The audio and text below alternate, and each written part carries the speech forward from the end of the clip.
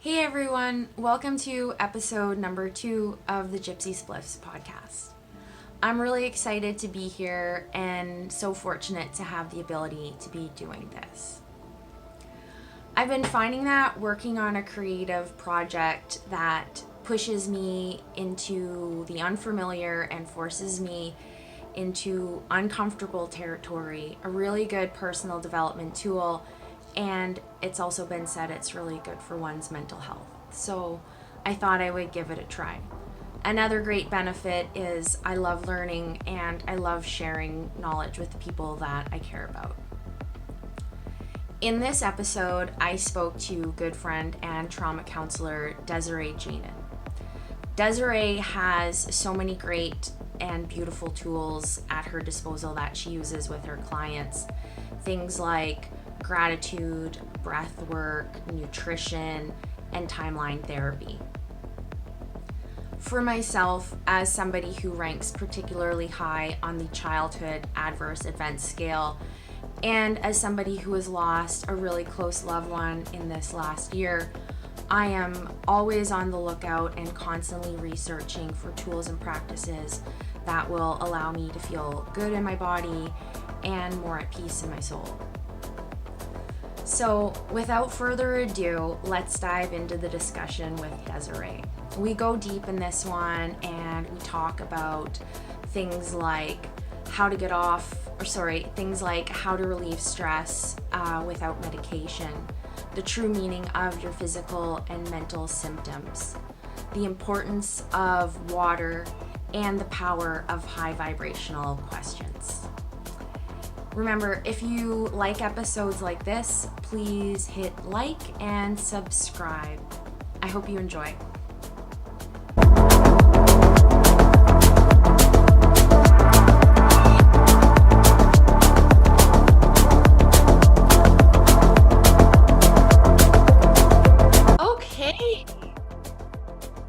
Okay, I think we're good. I think we're going here. We are going here. We're going. Well, you look so lovely. Oh, thank you. Thank you. I have been working hard on the vibe lately. With all this darkness and like heavy energy, I've been working really hard on the vibe. Well, that's why I always love talking to you and connecting with you. And I guess that was really the main inspiration for wanting to start connecting with people like yourself who are constantly doing the work. And when they fall down, they dust themselves off and they start doing it again and really start having these organic type of discussions and talking to people and then sharing it and creating a bit of a community where we can help other people, give them a bit of a roadmap for how to start feeling better. Yeah, because we've kind of circled the drain. Right? It's been a while and we've been stuck in a patterned and conditioned way of being, a state of fear and anxiety and stress. And so that becomes an unconscious way of being, and we need to move into conscious, autonomous decision making in order to pull ourselves out of that. Yeah. Because let's be honest, the world is like, it's struggling right now, right? That we are in a deep state of dis-ease on many levels, not just physical, but mental, emotional, financial. Right? And I know you and I mean, we can take this conversation and definitely go for more than an hour. And we'll have to do a lot more because there's a lot I love to pick your brain on. I think the first thing, I talk to a lot of my friends and family about you. I will be sharing this out to the public and really wanting to introduce you and your incredible story and journey and what you've been through and your healing journey and how you've gotten to here. So I grew up a highly active A-type personality, lots of energy kid. Like I was go, go, go. I played on every sports team. I did all the things that you can do. Highly assimilated with my body for confidence. So sports for confidence, like gymnastics, dancing, anything that got me moving and using my body. So I was very, very connected to my body. I had a lot of knowledge and information about how I was feeling. You know, other kids wouldn't notice things about their bodies, but I would notice them and notice them quick. So I was always very sensitive to my body. But when I was 20, I worked in the ER of a hospital in Edmonton, and I don't know if this is connected or not connected or how this is connected. But one day the crew came around and we got our flu shots at the hospital. Now, I didn't ever do the shots because I have autoimmune diseases. I had colitis when I was very young. I just had health issues. And so it wasn't something that I felt comfortable with. But in that experience of being young and working in the ER at a hospital and feeling the pressure, I just went ahead and allowed them to give me the flu shot, which didn't seem like a big deal then. I didn't really connect any dots. But after I got that shot, my body went down and I slept for about 3 weeks, like really slept like 10, 12, 15, 18 hours a day. I was struggling to get out of bed and function at all. And after 3 weeks, I kind of woke up again and I came out of this slumber and things went relatively back to normal. But they never actually did. I thought I was like coming out of it, I was going to be fine. But I started into this like really strong cycle of during full moons not feeling good. And I thought it was hormones. I always thought it was hormones. And I didn't associate it to the experience before with the flu shot. But ever since then, when I went back, I was having these times of the month where I was really, really low. And so I thought it was hormones. I always thought that I was feeling and experiencing these things because my hormones were off, because it happened during the full moon. Okay. So fast forward 16 years of me slowly and over time decreasing my functionality, decreasing my physicality, my ability to show up in the world, my functionality. So for instance, I would have like days where my hands didn't really function. Like I couldn't ask my fingers to like turn a lid. Wow. They just didn't move properly. I couldn't retrieve words, addresses, my address. I couldn't retrieve locations. So a place that I've driven to 100 times, the gym, I would like be confused as to where I was going. And things were going really off and really quite slowly. So I went to doctors and I always took amazing care of myself. I ate good. I was into the, you know, all the beautiful holistic things. My family ate really good. So I really had no idea of what was going on. And eventually I got so dysfunctional that I couldn't behave during day-to-day activities and even take care of myself. So my mom ended up moving in and helping out. And what I realized and recognized through all of this time that I was sick is that there are so many impacts on our mind, body, and nervous system that we're not really aware of, that we don't really associate to in the moment because we're not that present. Because we don't notice. But over time, I really started to look at patterns in my body and in the way I was behaving and all of this stuff. And eventually I got a Lyme disease diagnosis. And actually what triggered the naturopath to test me for Lyme was this major cycle with the moons. Now, we just had a big full moon, right? A huge moon and an eclipse. And many people had a lot of dis-ease or discomfort during this moon. And what I've come to realize is that we have like way more bacteria in our body than cells. I think it's like 80 times or something, like ridiculous. And bacteria breed on full moons. So if we're going to have a sense of unease, of things being off, it would be at that time. And so me having a bacterial infection, bacteria breed on full moons. That's a part of our history, our nature's program, right? And so it all started to make sense, this full moon thing. And I started on the path of healing. Now, I was given some meds, I was given some support, I was doing the things, and I saw other people at the clinic I was at shifting and changing and healing, and I really wasn't, not like they were. And so I'm like, okay, what's the difference between bodies that heal? Really, truly, bodies, like people that beat cancer or like those miracle bodies, and people that don't. What's the difference between people that change when they get therapy or coaching or they work on themselves and people that don't? And what I recognized is that it is part of our survival system. It's part of our mental, emotional decision-making program of how we needed to be and behave in our childhood to get our needs met, get attention and love, and sometimes even survive, right? And it's a part of our physical nervous system. So if our physical body doesn't feel safe, if it feels threatened, if it feels in a state of fight, flight, this is not the appropriate state for healing, right? And so I didn't know if anything had happened to me before I had memory, because I had a really good childhood. I had a really good life. I loved my family. Like, people admired my family dynamic. We went to the lake. Everything was great. But I didn't feel that way. I didn't feel that way in my family at all. I felt a lot of dis-ease in my family.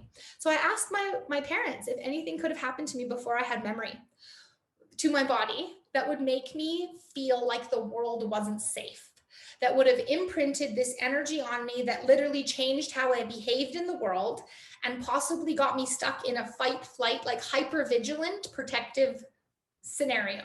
And this is all unconscious, remember, because our brains and our bodies are just here to keep us alive, not happy, not joyful, but alive. And so my mom answered the phone and I asked the question, did anything happen that could have rattled my sense of security and safety before I was 3, before I have memory? Because I don't have any memory, but I think I might be stuck in this fight flight now that I'm understanding the nervous system. And the phone went silent. Like, dead air. And I said, Mom? And it was still silent. I'm like, Mom, are you there? And she said, I never thought I would ever talk about this. I never thought I would ever have to tell you. And she started crying and said, when you were 2 weeks old, I was not well. I had been through a relationship, an abusive relationship before. I had lost a child in that relationship. I moved into a new relationship with your dad. We got pregnant. It wasn't necessarily a part of the plan. I'm in this new scenario that I didn't choose. I'm beating myself up. I'm in a state of dis-ease and disharmony and fear when you're growing in my nervous system. We have a terrible birth, like awful birth. And then you came home with me and you cried and cried and cried and you didn't stop. And I felt like such a bad mom, like I couldn't soothe you. And 2 weeks later, I lost my mind. I lost my mind. I lost myself in your crying, in just the lack of sleep and this stuff. And I came into your room and I covered you with a pillow until you stopped crying. And in that moment, she said, I woke up because I wasn't in there, right? We all do this. We all dissociate. We all survive when we need to. And so I don't blame her, but I immediately understood why I was subject to this level of dis-ease in a body that I took such impeccable care of, right? Why I wasn't healing. Why all the things I was doing that I told myself, you're broken, you're so broken, you're never going to get well, was actually because I just simply wasn't in the right state to heal. Right. And so once I had that information, not only did things make sense, and I was like, oh, it's not me. There's a reason for this. And if anyone watching feels like it's you, please, it is not you. In any way, shape, or form, it is not you. It is a pattern, it is a program, it is your responsibility, but it is not your fault and it is not who you are. So we don't have to blame ourselves for any, or shame ourselves for any of this, okay? So my body, which I looked in the mirror so often, it was like, what do you need? Like, what? Seriously, I feed you good, I water you, I exercise you, I breathe. I like, what do you need from me? I was so angry at it, but I had no idea it was fighting for me every dang day with a major infection in my brain and in my body. So once I learned about that, I was like, okay, this is root cause shit. And I had done so much surface level stuff. I had done courses. There wasn't podcasts when I started, but there was audiobooks. There was tons of courses. I committed to 2 or 3 courses a year. I spent thousands of dollars trying to figure it out. And because I was told for 16 years, this is all in my head, remember, right? I was undiagnosed. And then I finally got my diagnosis at like 36 years old. So this is in the conventional medical system had been telling you for years, this is in your head, nothing we can do, go home. Yeah, we're not finding anything. Your test results are like, they're good. We like biologically, you seem fine. So could it be in your head? And I was just tired of people telling me that I was fine when I wasn't. And so it was the naturopath that actually like took, because I started taking calendars, I started writing. Now that was amazing to give my doctors a perception of what I was going through. And it was not amazing for where I put all my energy, attention, and focus every day. Every day I was looking for what's wrong. It's so I could tell the people what happened and what was wrong so that they could help me fix it. But in doing that, I was watering my weeds, right? I was watering the garden, this fertile garden of my mind with pain and disease and what's wrong. I was looking for it, in fact. Right. And so once I learned about all that, that's when my real healing started. That's when I got to the root cause of understanding this body. And so my body was in a state to keep me alive and safe. It was trying to help. It's helping extra and totally running you off the road. So I connected with a woman named Melissa who still does this beautiful breath work. You know her. She calls herself Doctress because she is a true healer, back to the basics, healing of the body. And she taught me a trauma release exercise so that the nervous system can actually let go of energy that is stored, that is creating this perpetual experience, right? Because we get stuck. And so we started doing that. And then I also stopped putting so much pressure on myself. I started to give myself the love that I actually needed, because I'm a doer. If something doesn't feel good, you can do something about it. But I was doing myself into a lot more disease because I had no energy, again, for healing. I was going to this appointment, going to that appointment, running here, running there, all the things.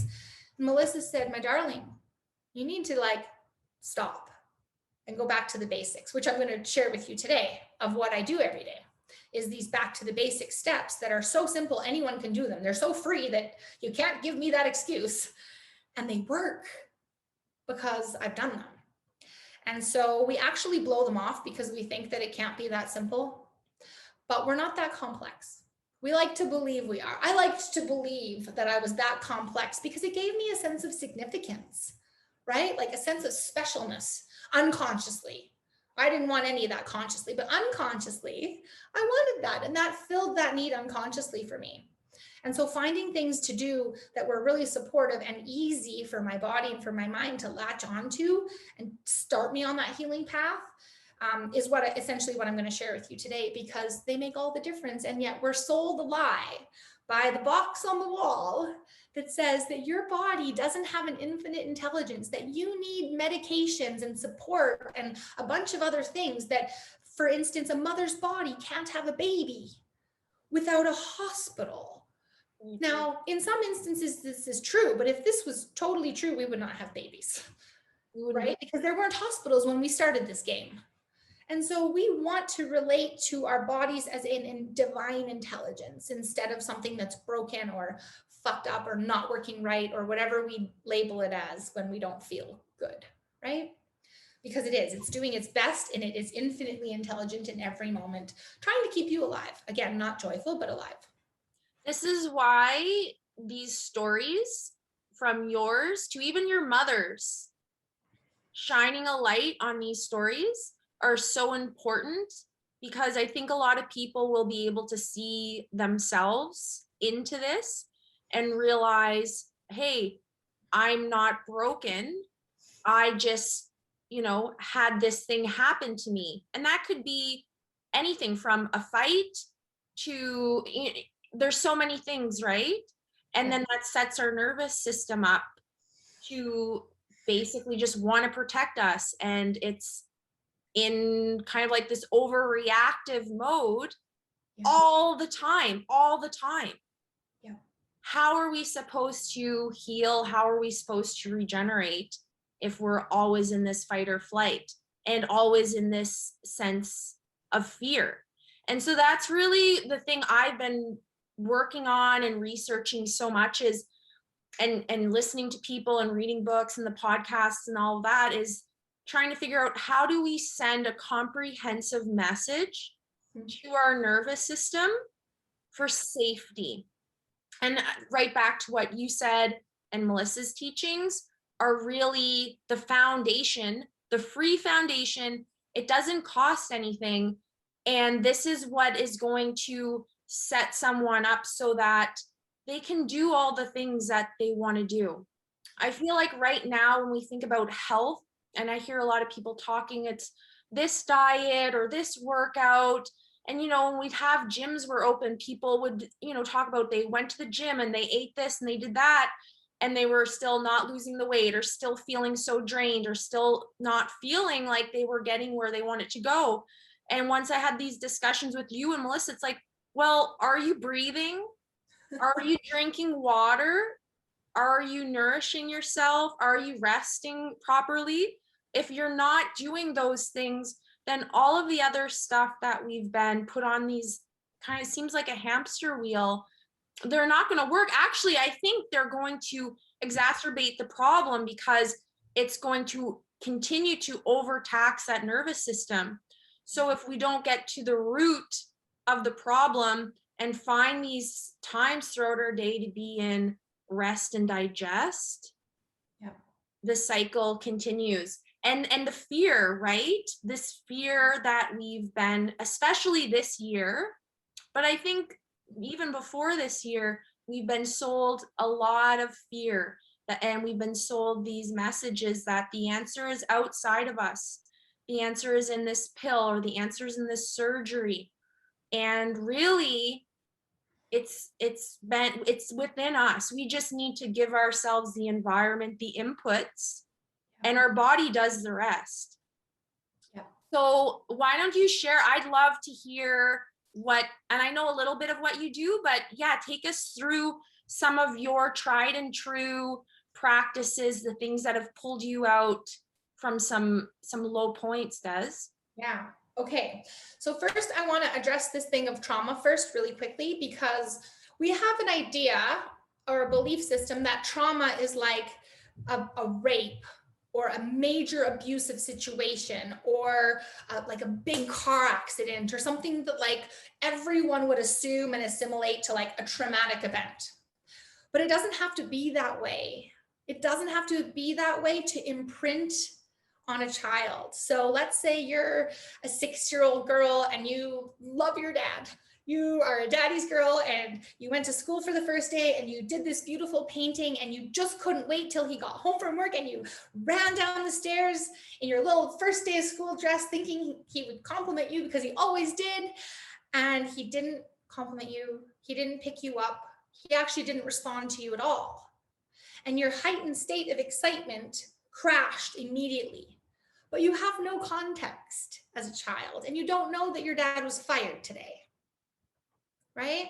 And so you make up a story about that event that means something about you, because as children, the world revolves around us, right? It's about me. If my parents get divorced, it's me. If like everything is about us, we haven't developed our sense of separation yet. So it's all about us. So we take that on.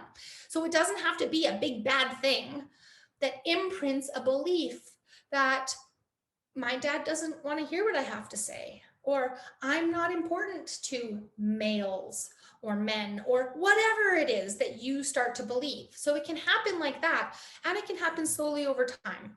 So if you grow up in a household where children are to be seen and not heard, and it's not safe to express your needs or your voice or your emotions, then you become patterned in your way of dealing with things to not express your emotions in that environment, because it's not safe to, it's not acceptable. And we are not turtles. We need our tribe to accept us, to love us, to care for us, to feed us, and all the things, or we don't survive.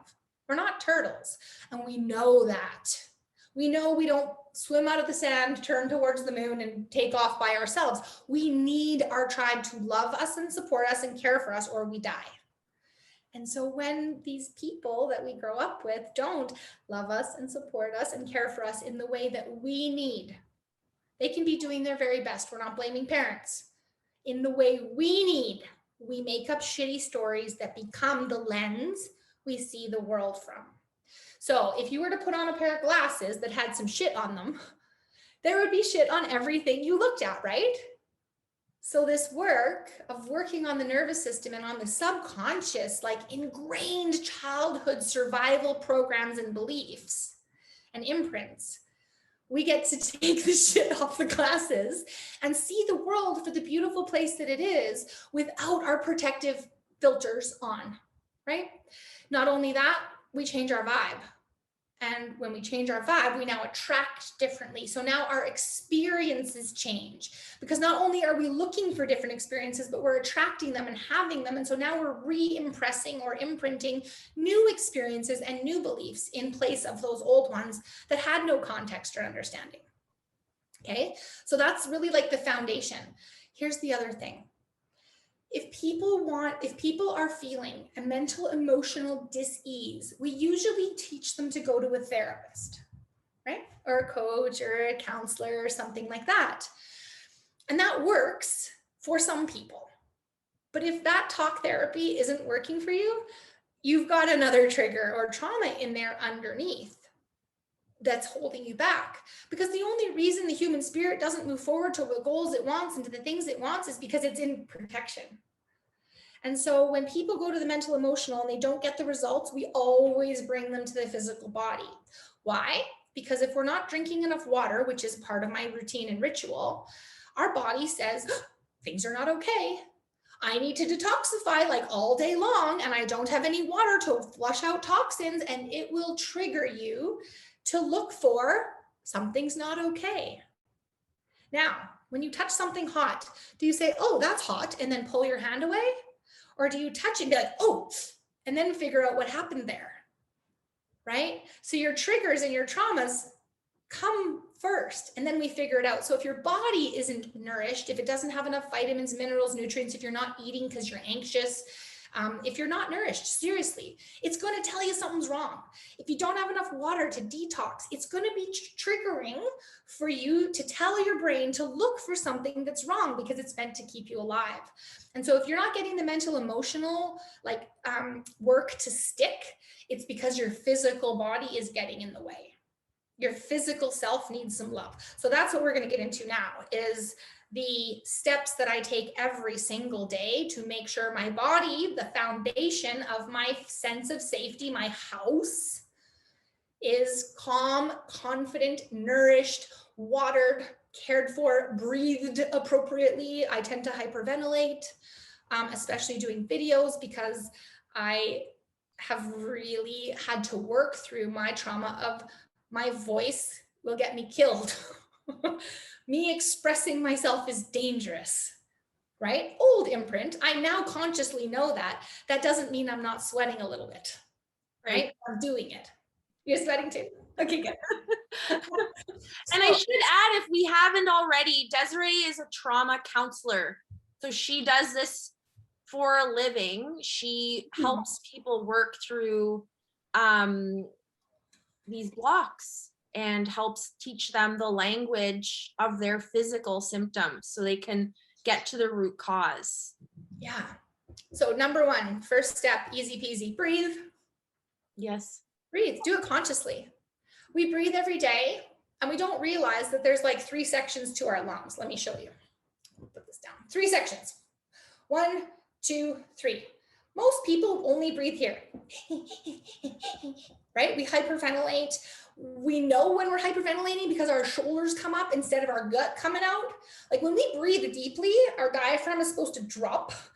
The air fills up the lungs and our belly relaxes. And then the diaphragm comes up and squeezes all that, dead air out and makes room for all the new air. But when we're in a state of fight flight, do we ever breathe deeply when we're being threatened? No, you're like, right? And that's what people are doing every day. And we're not recognizing that we used to actually have physical threats like tigers and like actual physical threats. But now our emotional threats feel like physical threats, and all the same hormones and all the same stress comes up. And breath is how you control that. Like this could be anything from like the TV that people are watching all day long to their inbox, to their partners. It's not a tiger anymore.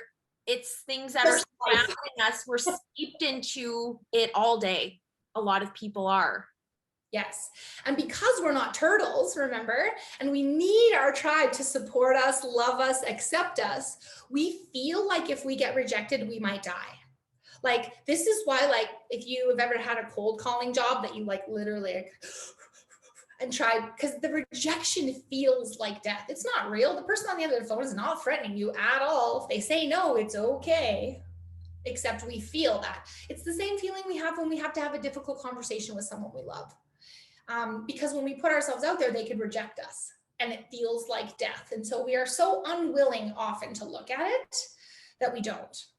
So breath is the big connector for that. And if you think about it, breath enters us when we enter the world, and breath leaves us when we leave the world. So would it be fair to say that breath is spirit?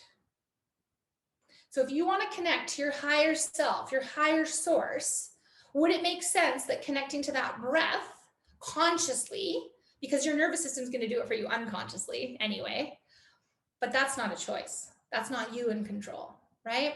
That you can choose to connect to this source energy, this spirit, this higher self, God, whatever you choose to call that, at any moment through breath. So the first thing I do when I feel dis-ease is breathe. Just breathe. Now, how do I know I'm doing it right? I usually either sit or lay on the floor and I really work, because when I'm in a state of anxiety, my stomach is tense. My legs, my hip flexors tense because I'm mobilized to fight or run, right? There's a lot of energy going there. Even though it's not real, the energy, the hormones are still happening. And so breath is what we can relieve this tension with. And actually TRE, if you want to Google that, actually induces, when we're breathing, a beautiful tremor in the body where the nervous system gets to actually shake and release the energy like an animal would after an attack or a stressful situation. Like the antelope in the field isn't like all the time. It's for sure had an attack. It's witnessed an attack. They live in the wild. That's part of life. But it's not on guard all the time like we become, because it just goes and it does naturally to relieve itself what it does. But we're trying to be so perfect all the time. Heaven forbid we actually take a moment to process our shit. Right. And we are not taught to do it. In our 12 years of education, we're not taught to do it. Right. At all. And so we need to learn how to do that. And it literally happens naturally when we put our bodies in a specific position, we breathe through our mouths in order to induce that. And we can let the nervous system essentially shake it off, all your shit, like be like Taylor, you know, and just get rid of it. And then it's not so hot. Then you get to like have more space in between your trigger and your decision, right? Instead of just flaring or just doing something, now you have space to choose. And that's a great gift. That makes us feel in control again. So breath is always first. It's free. It's free. You can even go to a guided class with our beautiful friend, Melissa. It's free. You can tune into all of her recordings for the last year on breathwork, and it's free. So please tell me what your other excuses are to not do this. Time. How effective are you when you're in a state of fight, flight with creativity and work and all that stuff? So something that might take you 3 hours of time in that state takes you a half an hour in the right state, because we're creative beings. Right. Right? So breath, first and foremost. What would you say is second? That's my first. What would you say is second? Well, definitely. And also I just spoke to Melissa and went through her steps, but water. And this has been a big one for me, not just drinking enough water. I'll notice immediately when I've been dehydrated. It's a headache, it's low energy, it's being cranky. And then that can probably spill out into my relationships if I don't take care of that stuff. So definitely water, and then the quality of the water that I'm drinking is now my new mission. And I'm researching that all the time now and trying to get the best water into my body. Yeah. And it is so important because we do have a lot of toxic chemicals, unfortunately, in our water. And so having clean water is a really big deal. There's a few things that were a really big deal for me. Water, a good bed, like having a good night's sleep, a really good chemical-free mattress was really like, that changed my life, because when you don't sleep, you don't rest and repair either, right? So yeah, so I would agree with you, water, always. How much do people drink? as much as it requires for your body for you to have just off white or off clear urine with very little or no smell. Unless you eat something like asparagus or something that will, or take a vitamin B or something that will induce the smell or the color, you should have pretty clear, pretty odorless pee. If you don't, it's an awesome indicator that your body is toxic and needs more water to flush and help you thrive. If you have brain fog, if you are tired, if you are unmotivated, if you struggle with creativity, if you forget things, like all of those things are because we're gently toxified. And dehydrated. And dehydrated. I've read many times that is an epidemic of our time, is dehydrated people. Totally. And you said something really important, what you notice. So how do people in our busy world notice? For me, my eyes get dry. Like as soon as I feel like I'm having to like blink, I'm like, wow, I'm dehydrated. I notice it in my eyes. I notice it in my mouth. And I notice it in my state. I can be really irritable. Oh yeah. And yeah. So people, notice what your body's signals are for you, because our bodies talk to us all the time. They whisper gently, and then they start speaking a little bit louder, and then they scream, and then they like totally shut us down if we still aren't listening by the time they're screaming. Well, I think that's what you take people through really well, Des, is how to get into a state and make it a practice to listen to the language of our symptoms, the language of our body. I think we've been taught, myself included, that our symptoms are something that, you know, they're bad and we have to squash them, and we have to take, you know, when I have a headache, take Tylenol. Yeah, go take a Tylenol, you know, something outside of me, rather than having been taught our symptoms are actually working for us. They're our body trying to speak to us. And if we can get curious about them for a period of time, then we can lead ourselves to what it is that we really need, not what we're told that we need. Like, I haven't taken Tylenol. We don't even have Tylenol, Advil, any of that stuff in our house anymore after I started learning how hard that is on the liver. But also, a headache is telling me something. It's not to, when I have a headache, I shouldn't try to take a medication to numb it. I need something. My body's telling me you need water or you need rest. An adjustment needs to be made. Right? Not a band-aid, not a cover-up, not numbing the pain receptors. Mm-hmm. We need to learn why the body is asking and sharing in this way.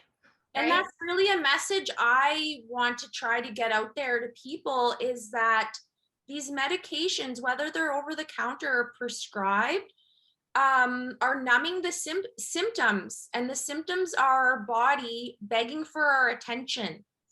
And if we keep numbing that, well, we never really get to the root cause. And I guess that's the root and kind of the ethos of this whole discussion right now. Yeah. And that is the thing. Like, when I first started doing this work, I was doing so much work, but it was surface, and it wasn't actually shifting me. It wasn't shifting my experience and my perceptions. And it actually, because it wasn't truly shifting me, it made me feel more broken and more of a burden. Like, am I ever going to be okay? And so I really highly encourage people who have not had the results they want to work with somebody who is looking at below what your symptoms are. Below, like, why would this be happening? What could be contributing? How can we be supportive instead of how can we numb? Right. You see how different questions give us different answers? Right. Right? When I was sick, my big question was, what's wrong with me? My big question now is, how can I support my beautiful body even more in this moment? Because it's asking something of me. Instead of, what's wrong with me? Something's wrong. I feel it. I know it. I feel a symptom. Well, that's the shift. Honestly, that is really the shift I want to try to get out to people, is that we're not broken. Yeah. We are not broken. And we're always told we're broken, whether you go from psychiatric diagnoses to things like cancer. You're not broken. This is, even cancer is trying to tell you something. Absolutely. right? Cancer requires a specific environment to thrive. It's not one of a basic, right? There's a basic environment or an acidic environment. We know dis-ease thrives in an acidic environment, which is why step 3, breathe water, is nourish, right? We are contributing to the environment of our home every day by what we put in it. What kind of water are we putting in it? What kind of food are we putting in it? What are we choosing? Are we choosing high vibrational foods and experiences? Or are we choosing low vibrational foods? Are we choosing high vibrational thoughts and questions? Right? Because a high vibrational question elicits responses, it elicits opportunities. A low vibrational question elicits shit on your glasses. So what's wrong with me? If I ask what's wrong with me, what am I going to see? What am I going to find? What am I looking? I'm looking for the shit. Instead of, how can I be even more supportive to this beautiful home and divine body now? Right. Right? And it's really easy. So the first thing I do when I feel off kilter in any way is drink water. Doesn't matter. The first thing I do, even if I know that's not the outcome, like that's not the thing, the first thing I do is because I want to be, and the water reminds me I am in a state of flow. I can flow. I am supported. That's what water reminds me. And I would encourage you, every time you drink a drink of water, thank you for this flow in my body and in my life. Melissa said the same thing, and talking about, and I think she was even talking about that with movement, but this whole concept of gratitude. And we're in a time now where these things used to be considered so woo-woo and off to the side, and there's no clinical trials. And let's talk about why. Who benefits from that other than the people? Nobody. There's no money to be made in breath work, darling. Right. So when we look at who funds the schools, the education, the news, the commercial, the like all of these things, we witness that it's people and businesses that are benefiting or profiting, getting, our sickness is supportive to them in some way. Let's just say that. It's a business model. It's very much the same business model that we sell iPhones and iPads, and except we are not iPhones and iPads, right?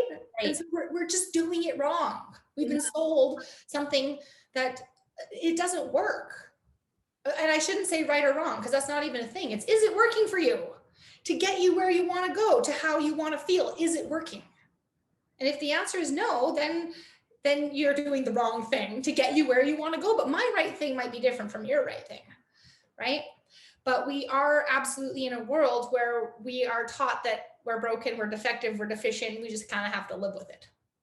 And I just don't believe that's true, because I was crawling to the bathroom and unable to drive a vehicle or like spell my last name. So when people can see somebody who's done it, I think that's a big step, because now they can vision themselves. This girl did it. She cured herself of Lyme. It's doable. I can do that too. It's, again, those childhood beliefs. Why would you go to the gym every day if you had a belief that it's never going to work anyway? Why would you commit to going? And if you believe it's not going to work, then how much in flow are you in this experience? Right. What are your results going to yield? Right. Right. That's definitely gratitude, I think, in the thought process that you would mention so many times. Like, if we are thinking, change your focus. So what I was doing, even if I was moving the right way, I was still looking at what I didn't want. I was doing all the things. So I was moving toward health. Health is over there. I was moving gently, slowly toward health, but I didn't actually heal until I turned around. So I started looking at getting my energy, attention, and focus to what I wanted, instead of looking at the dis-ease, the pain, the symptoms, the fearful stuff. And the easiest way to get there is through the gratitude. Mm-hmm. Right? So that's why it's just like, okay, what can I be thankful for? And I have to tell people that are going through something really hard. This is hard times. This is not easy. Life is not easy as it is, and this is hard times. I forgot what I was going to say.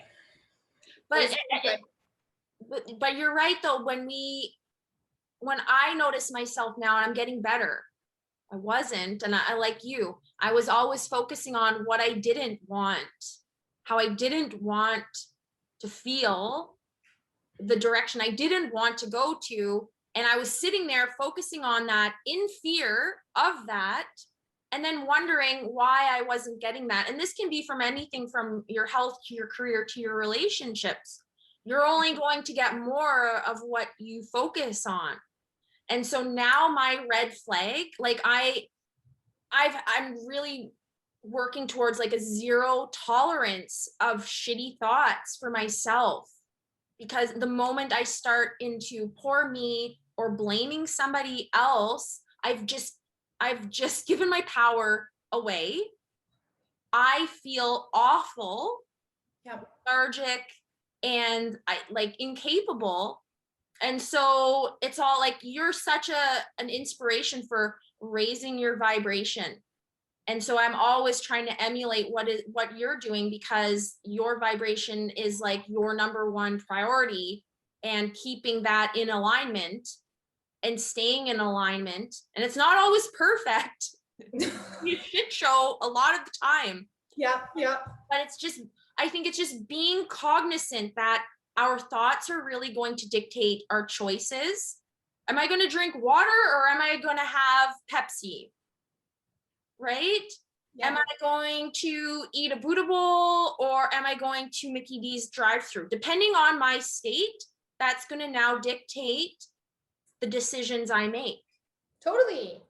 And I'm not judgmental about you eating Mickey D's if it's for pleasure with people that you love, and sharing. Even a shitty meal is fine if you're in a state of pleasure and receiving. But when you're in your car by yourself, soothing, or on your couch, soothing, your vibe and the way you are receiving that food is completely different. So just like we bless our water, we say thank you for the flow, we are injecting our energy into that. The food is the same way. If we're in a state of low vibration when we're consuming this food unconsciously, how beneficial is that for us? It makes me think of something I remember Carolyn Miss saying, and it was something to the effect of, you can be eating all of the healthy food you want, but if your thoughts aren't right, you may as well be eating cat food. Like, I saw that before and I laughed. Yeah. And that really woke me up. I was at a point in my life where, it was exercise and green smoothies and all the supplements and all the food. And I had the worst story about myself. Running in this. Yeah. So all the other organs were nourished, but the prime director of all the other organs was not on board. And so that's literally all your body is following this. Right. This is your conductor. So the big question is, and how to notice what you're focusing on is, am I actually moving toward what I want? Or am I moving away from what I don't want? So it could sound like this: oh my God, I need a new job because this job sucks, get me out of here. Or I'm not feeling as inspired and creative and utilized as I possibly could, and I'm looking for a challenge. And so, dear universe, dear spirit, dear God, what I want is a challenge. I want to learn and grow. I want to, whatever it is that you want, rather than I'm running away from shit that I don't want.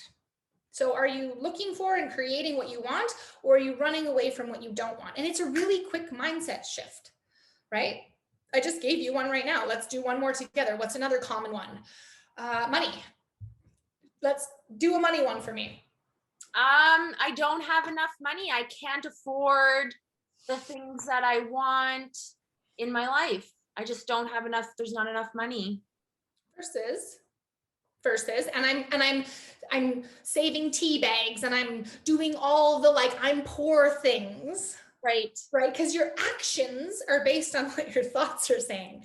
So your state creates your thoughts, and your thoughts translate into your actions. So if you think that you have no money, then why would you work harder? Or if you think you don't deserve a raise, why would you work harder? If you think you can't get another job, why would you apply for one? So your thoughts actually motivate your actions. And you're not, in those lenses, you're not really going to see those opportunities that could guide you, whether that be that career or that thing you could do for more money, because you're still so focused on living in such a poverty mindset. I was reading in a book, I can't think of it now, but they were talking about this exact topic, this poverty mindset. And yes, they didn't have enough money, but they would try to make themselves feel good. So they would go to an expensive restaurant, and the husband and wife would go to this really fancy restaurant that they couldn't afford and order like a drink or a cup of tea. And they would just sit and just bask in the beautiful ambiance. And obviously the story went, they eventually ended up, this was the place that they would go to eat. And they would do the same with a car. They were driving this old car. And then they were like, well, they'd go test drive these other cars until one day that was the car they could drive. So I think these little shifts really make a difference. And I know we had worked on visioning before and how important that is to really sit, whether that be in meditation or that be in your walking the dog or whatever, but really put yourself in the chemicals of what it feels like to have what it is that you want. There, we're sitting in those chemicals, those physiological responses to our thoughts. Like I can have a thought right now and I can make myself cry, or I can have a thought right now and, jump out of this chair with excitement. And I can feel a whole shift in my body physically just based on what I think. So that's the power of our minds that we haven't really been taught how to use properly. Totally. Okay, well, that's a great segue because we have a little bit of time left. Let's give people a tool. Let's give them a tool. Yes. You've done this because you attended a vision board party, but let's do the questions. Let's learn how to craft a question that gives you good opportunistic answers. This is great. Right? I love this. Right? Because we want to give people tools. We can talk and talk and talk and talk, but if people can't try shit on, it's really hard for them to like wrap their mind around that things could be different. So here's a tool. I want you to really notice next time you're in the funky funk place. And I want you to notice the question you ask yourself. My question that I asked myself a lot was, what's wrong with me? So there's a couple problems with this question. Number one, it presupposes that I'm sick or broken. Right? What's wrong with me presupposes that there's something wrong with me. So I am now in already a negative state. It also puts my energy, attention, puts my blinders on for what's wrong with me. And you will find it. You like to be right. You will find the answer. So I would notice that my hands and feet were tingling. I was noticing that, holy, I literally couldn't push myself off the couch one day. I didn't have the strength. And I was like, holy, something's wrong. What is wrong with me? I said this probably 50 times a day unconsciously. And so what would be a better question? What would be a more high vibrational question that would take my eyes off of what I don't want and put them onto what I do want? So for me, in that specific one was, how can I experience even more joy and flow in my body right now? How can I experience even more, which presupposes I already have some, I just need more, right? Joy and flow in my body. So what does that say to my subconscious? It says I already have joy and flow, but I'm calling for more. I'm not empty. And it also then puts my eyes on, how can I experience more joy and flow right now? And it would be water. It would be call a beautiful friend. It might be pet my dog or stretch my body or go lean against a tree or breathe some fresh air.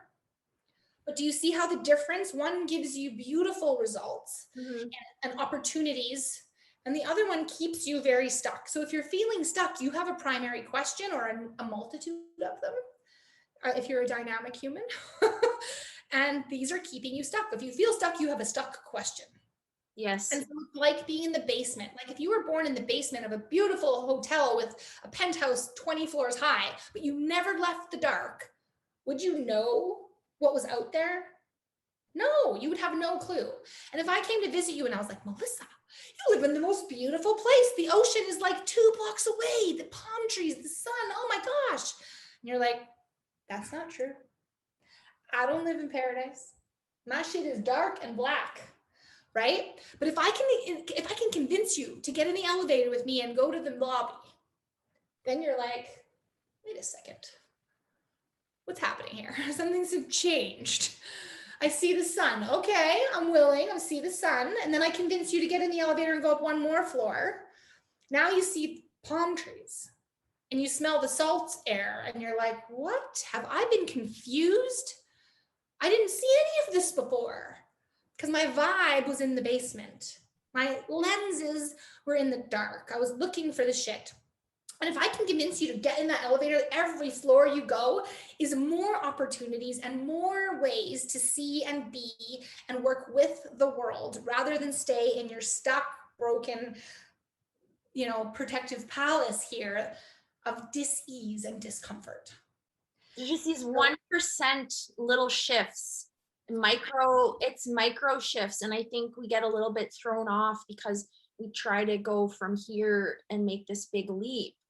And that's so frustrating. Then we beat ourselves up. But we don't do it first. And then we beat ourselves up that we didn't do the 900 things that we said we were going to do. Like, here's a great segue quickly, because I know we're out of time, but like, I had so many rules about what health and wellness meant to me that I never accomplished them. So if I felt my value of health and wellness, I had to take all my supplements and not forget one. I had to eat perfectly. I had to attend a class. I had to walk outside in nature, and I had to do some sort of spiritual practice. And if all of those things didn't happen, I didn't feel my value of health and wellness. Right. I did like 4 of those things. So it's really what our internal stories are putting forth, and how every part of our disease starts from our insides, guys. And that's bad news for people who want it to be someone else's fault. But it's good news when those people finally say, but if it's someone else's fault, I can't change it. If it's my fault, if I created it, and I shouldn't say fault, that feels awful, but if I created it, I can choose again. If I chose to shut my heart to protect, I can choose to open it. If I chose to eat bad and not value my body, I can choose differently at any moment. This personal responsibility is quite empowering, because if it's your fault that I'm in a bad situation, then I have no control. But if it's my doing, then it's my undoing. And I want to say just how you've helped me. And, we talk about all the wellness things. And for those of you who don't know, I've had a really trying year, and there's times, I struggled to get out of bed. I've struggled to take showers. Today I've struggled to brush my hair clearly. And I remember calling Des, and I was, and this is a very, very low point for me. And I mustered up the energy and the strength to call a friend, and she said, just lay down and breathe. That's all you have to do right now. You don't have to do anything else right now. And it's funny how I needed someone else to give me permission that I was allowed to just close my eyes and just sit there with my hand on my chest and on my belly and breathe through my belly. That's the only way to change our state from fight or flight into rest or digest. It's proven. There's actually studies on this, but I needed a friend to give me that permission. And so for those people listening, I really hope that these practices, you have some value from this. And I really hope that, we'll do more discussions with Desirae. I had a very organized agenda, but I knew as soon as we sat down, we would talk about so many things, and we'll have you on again because you have so much value to give, and so much that I just want to share you with the world. You're just such a wonderful teacher, Des, and just so extraordinary. Before we kind of sign off here, was there anything else you wanted to add to this in terms of like our messaging to our nervous system, that we're safe, that you can think of for people? You kind of said it just now. Permission. I want to leave you with something here. I want you to think about something here. The feminist movement, okay? This was about independence for women, to make us feel strong and ready to take on the world. That dynamic was created because we were only taxing 50% of the population. Right? They wanted to tax the women. So they created and funded a campaign that said, hey, you could be independent. You could be just as tough and as strong as a man, and you should do it. It'll give you lots of power. It'll give you all this stuff. And instead of us committing our lives and ourselves to our own growth, our children, our families, our partners, we started to give our energy and attention to an external source. So I want you to really notice, are the dynamics that you're living in working for you? There's no right or wrong, but you need to give yourself permission to exit the system if it's not working for you. If it's working for you, if it's getting you where you want to go, if you're having an experience that is joyful and uplifting and vital, then it's working for you. But if you're not, there's no right or wrong answer out there. You are not like anyone else. You are a completely unique and dynamic individual, and you must understand your own personal code if you're going to be empowered. So if you don't feel like going to work outside the home, don't. If you don't feel like keeping up with the Joneses, don't. If you don't need a new car on lease every year to be impressive, don't. If you don't feel like going to that party, don't. Right? This is the joy of missing out, when we get aligned with who we are and what we need, and we give ourselves permission to execute on that. So that's what I would encourage people, is to start to become aware of you and your needs so that you can fill them and you can attain them and you can like really turn the lights on for yourself, because we are a mishmash of programs and patterns. That's it. I love that. The joys of missing out. That's a book. I haven't read it, but it's a tagline that stuck, so I can't give the person credit, but it's the joy of missing out. It's choosing that this is how much of me I have. This is the blessing in my Lyme disease. I only had this much energy, and I had to choose if I was going to shower or see a friend.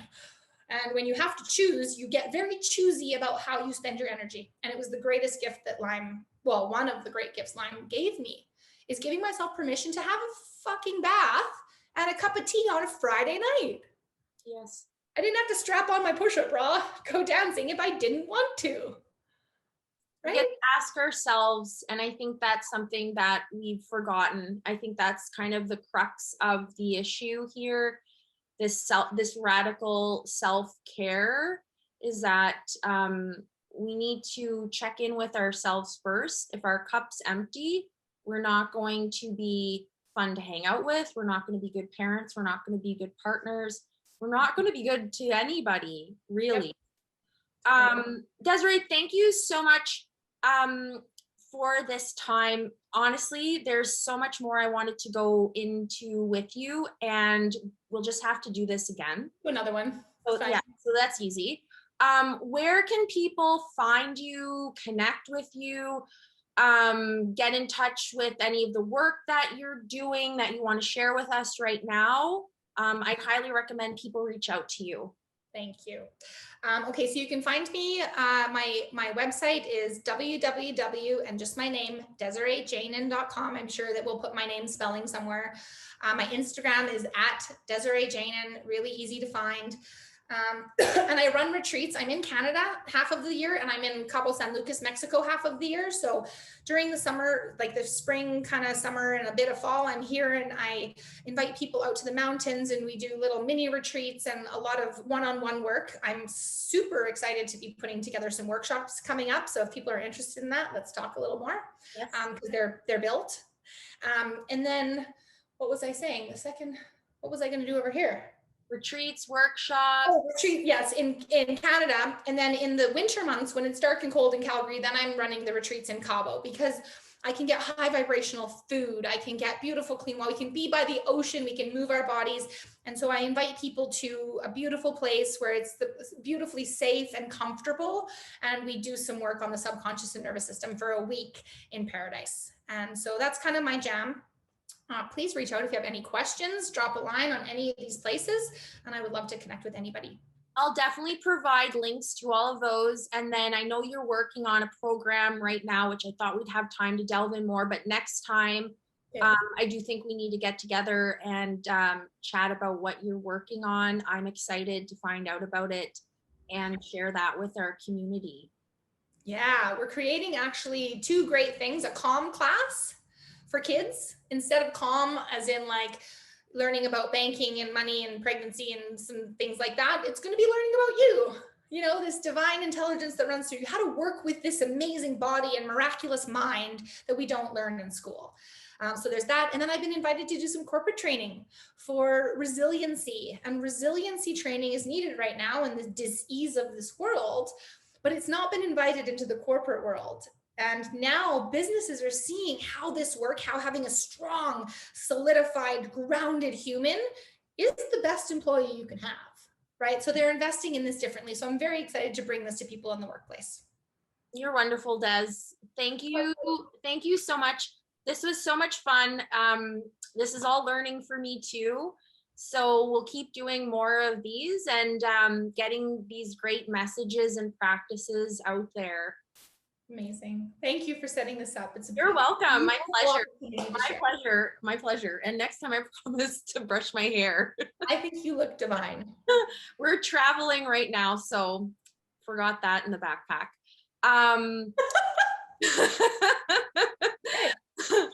So have a great day, my love, and let's set something up again soon. Okay. Bye, everybody. Bye.